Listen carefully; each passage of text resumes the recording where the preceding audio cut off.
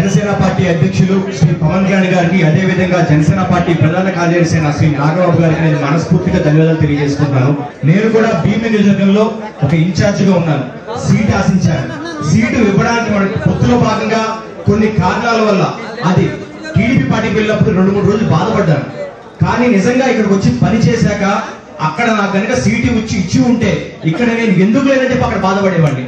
అలా లేకుండా నాకు పిఠాపురంలో ఒక మంచి ఎలక్షనింగ్ అనే కోఆర్డినేటర్ గా నన్ను నియమించినందుకు, నన్ను నమ్మినందుకు నా అధ్యక్షులు నా గురుదేవైన పవన్ కళ్యాణ్ గారికి, అదే విధంగా ఇక్కడ ఉండి నువ్వు చెయ్యి నేను చూసుకుంటానని చెప్పి నాకు ధైర్యం ఇచ్చిన శ్రీ నాగబాబు గారికి, అజయ్ గారికి, మర్రెడ్డి శ్రీనివాస్ గారికి, మైదర్ అన్నకి, అదే విధంగా ముందు గాజువాకలో గత ఎన్నికల్లో మేము తప్పు చేశాం.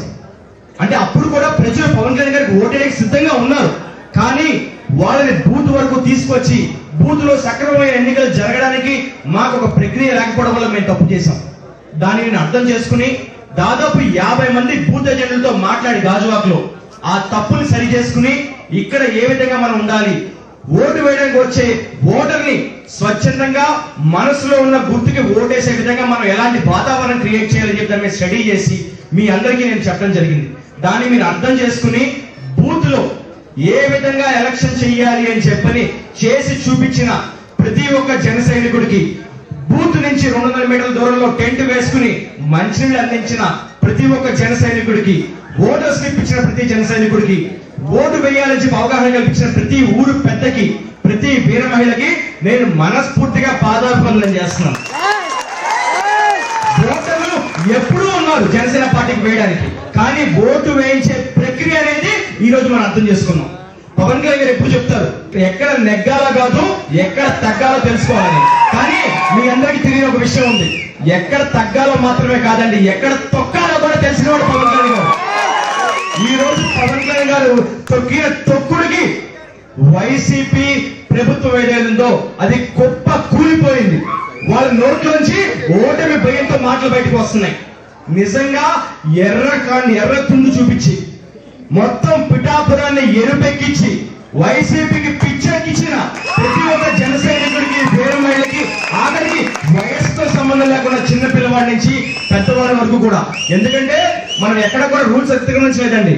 పార్టీ కండువా గాని, పార్టీ సింబల్ గాని, పార్టీ అధ్యక్షుడి పేరు గాని, లేదు పార్టీకి సంబంధించిన సింబల్ గాని చూపిస్తే అప్పుడు తప్పు. కానీ ఎర్రతుండు అనేది నాగబాబు గారు చెప్పినట్టు ఒక శ్రామికుడికి చిహ్నం, ఒక సామాన్యుడికి చిహ్నం.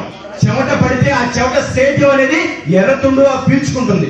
పవన్ కళ్యాణ్ గారు ఏ విధంగా అయితే మీ బాధల్ని పీల్చుకుంటున్నారో ఆ ఎర్రతుండు కూడా ఆ విధంగానే మీ చెమటని పీల్చుకుంటుంది. కాబట్టి రేపు ఒకటే చెప్తున్నాను, మీరందరూ మీ పవన్ కళ్యాణ్ గారి కోసం చెమట చిందించారు. రేపు మీకోసం పవన్ కళ్యాణ్ గారు రక్తం చిందించడానికి కూడా వెనకాడని చేస్తున్నారు. కాబట్టి ఈ అవకాశం నాకు ఇచ్చినందుకు, ఇంత అద్భుతమైన సమయాన్ని మాకు ఇచ్చినందుకు, మీకు ఈ రోజు భోజనం దొరకక కాదండి, కానీ మా బాధ్యత. నాగబాబు గారు ఒకటే చెప్పారు, ఎలక్షన్ అయిపోయిన వెంటనే వెళ్ళిపోవడం కాదు, మనం ఉండాలి. ఉండి అధ్యక్షులు పవన్ కళ్యాణ్ గారు సూచించిన విధంగా మన కోసం బూత్ లో కష్టపడిన ప్రతి ఒక్కరికి ఆ రోజు మనం భోజనం అందించామో లేదో పక్కన పెడితే ఈ రోజు నేను అందించాలి అని చెప్పని స్వయంగా ఆయనే తయారు చేపించి పవన్ కళ్యాణ్ గారి తరఫున భోజనం తీసుకొచ్చారు. అది నిజంగా నేను ఒకటే చెప్తాను, తిరుపతి హుండీలో ఏ విధంగా అయితే మొక్కుకుని మనం ముడుపులేస్తామో అంతే పవిత్రతతో పిఠాపురం ప్రజలు మొక్కుకుని మరి ఓటు వేశారు. ఏ ఓటు వేస్ట్ కాదు, ప్రతి ఓటు కూడా సీరియస్ మరి లోపల ఉంది. 4వ తారీఖున మిగతా విషయాలు మాట్లాడుకుందాం. కాబట్టి అందరికీ మరొకసారి నమస్కరించుకుంటూ నాకు ఈ అవకాశం ఇచ్చిన అధ్యక్షుడు పవన్ కళ్యాణ్ గారికి, పెద్దలు నాగబాబు గారికి, పిఠాపురం ప్రజలకి, జన సైనికులకి, వీర మహిళలకి మరొకసారి నమస్కారం తెలియజేసుకుని సెలవు తీసుకుంటాను. జై జనసేన, జై హింద్.